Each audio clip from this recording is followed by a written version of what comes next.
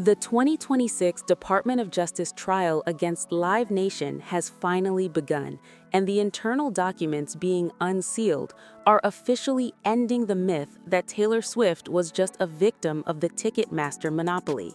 For years, the global narrative was that Taylor was the heartbroken artist fighting for her fans, but the superior reality revealed in federal court filings from January 2, 2026 suggests she may have been the most calculated partner in the very system she publicly condemned. You were told she was blindsided by the Eras Tour rollout, but these receipts show a different story.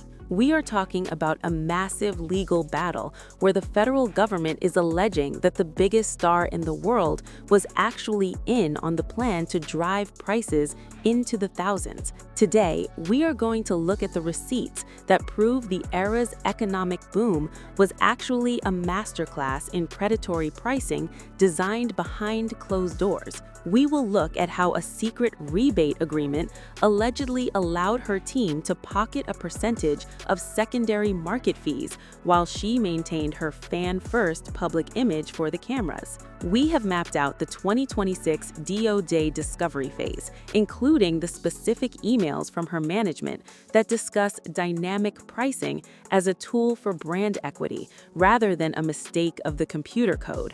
By the end of this deep dive, you will understand how the most successful woman in music history used a shadow playbook to secure her billionaire status while the world was busy blaming the middleman. We are going to answer three major questions that the industry has been hiding. Did her team actually authorize the $5,000 tickets? Was the verified fan system actually a data harvesting trap? And what does her 2025 album, The Life of a Showgirl, reveal about her total control over the music industry's economy? Our research today is based on unsealed depositions from Live Nation executives and the specific financial trail left by her quiet filings for her 2025 album trademarks. The first part of the reality we need to uncover involves the verified fan system, which is the focus of our second most shocking point today. While fans were told this was a security measure to protect them from bots, a separate FTC lawsuit filed against ticket brokers on August 18, 2025, revealed a much darker purpose. According to the court documents, the system was allegedly designed to fail as a bot blocker while succeeding as a massive data collection engine. The government claims that Taylor's team was notified of bot breaches as early as 2023, but chose to let them proceed. Why?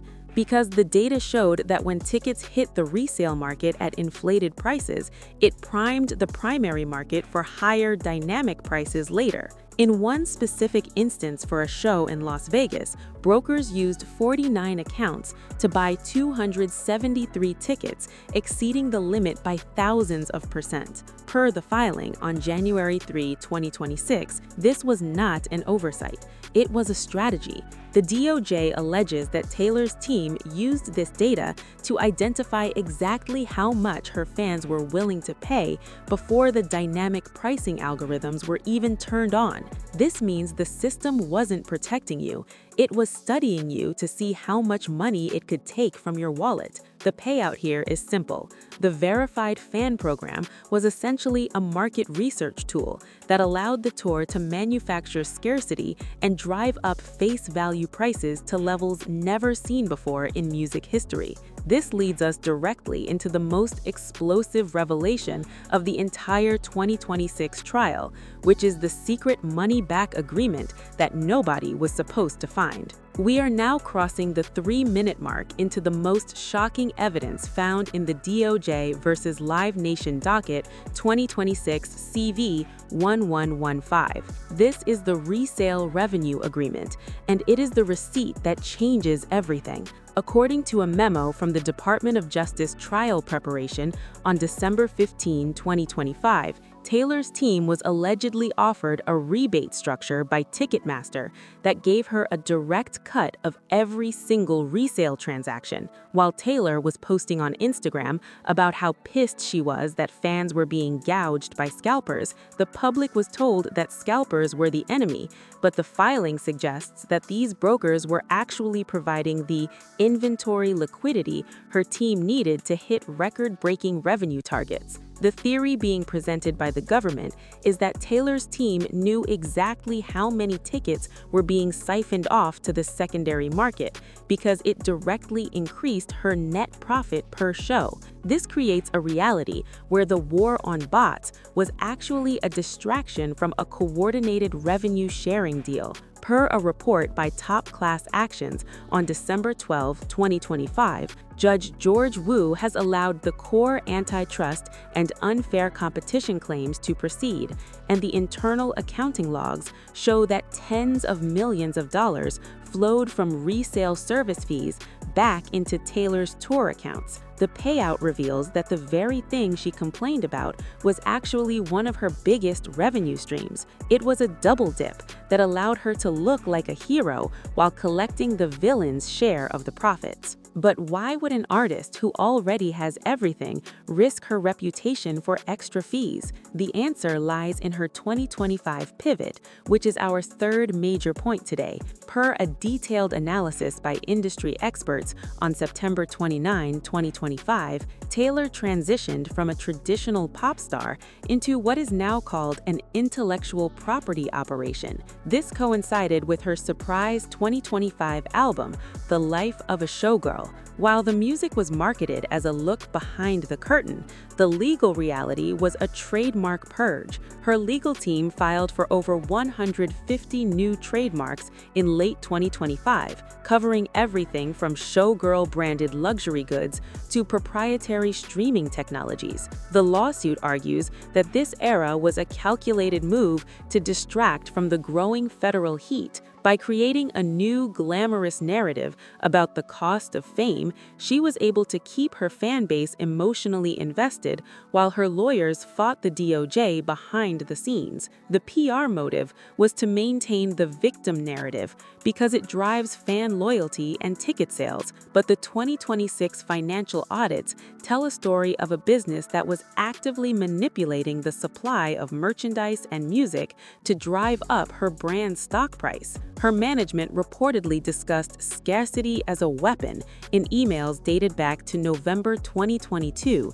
This gives us the answer to how she reached her billionaire status. It wasn't just record sales, it was the total domination of the entire ecosystem, where she controlled the supply, the demand, and even the outrage that fueled the news cycle. Moving into our fourth point, we have to look at the Project Goldfish files. This was the internal name for the data mining project mentioned in the 2026 filings. According to a deposition from a former Live Nation executive on January 4, 2026, Taylor's team requested a fan score for every person in the verified fan database. This score was based on their past spending habits, their social media engagement, and their credit limits. The government claims that this data was then used to cluster fans into different pricing tiers. If you were a high-value fan, you were allegedly shown more expensive VIP packages first. This is what the government calls algorithmic discrimination.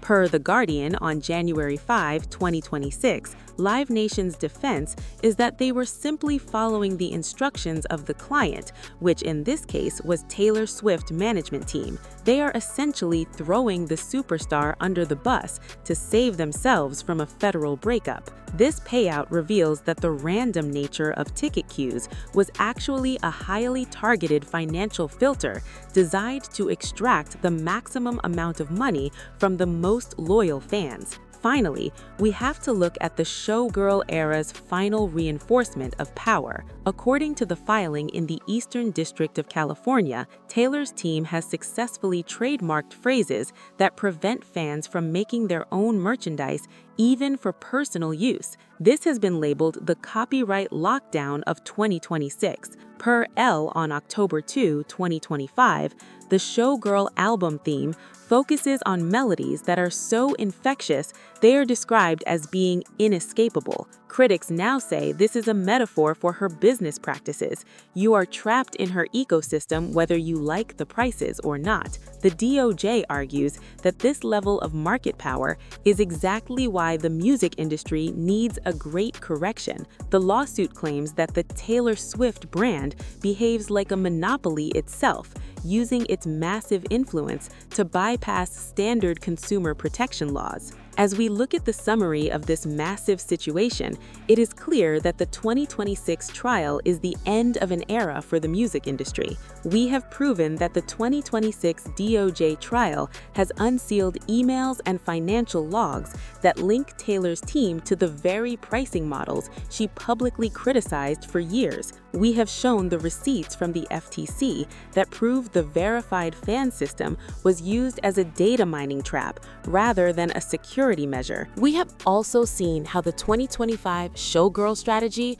was a calculated distraction from these federal investigations. The takeaway is that in 2026, the music industry has become a high-stakes financial game where the fans are the product being sold to the highest bidder. The defense from her team, which was officially filed on January 4, 2026, claims that she has no direct control over the technical execution of ticket sales and that she is entitled to the fair market value of her work. However, the DOJ's counter-argument is that fair market value cannot exist in a market that is being artificially manipulated by bot-friendly systems and secret rebate deals. This case is currently the most watched legal battle in America because it will define the next decade of entertainment. If the DOJ wins, the kickback system that funded the Billionaire era will be illegal, and the Live Nation Ticketmaster merger will finally be dissolved. The days of believing that your favorite artist is fighting the system for you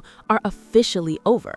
If these 2026 receipts hold up in court, it means that the biggest tour in history was built on a series of calculated betrayals. For the fans, it is a reminder that in the world of high-level entertainment, the artist on stage is only one part of the story. The real action happens in the boardrooms and the quiet filings, where your loyalty is turned into corporate equity. This is the new reality of the 2026 music business, where the line between a cultural moment and a corporate heist has completely disappeared. To see how other fan-favorite superstars are caught up in the 2026 DOJ purge and who is next to have their private emails leaked in the federal discovery phase, you need to check out the Fresh Celebrity Tea playlist. It is the only place where we track the real playbook behind the world's biggest stars. Understanding Taylor's secret deal is just the start of uncovering how the 2026 industry actually works.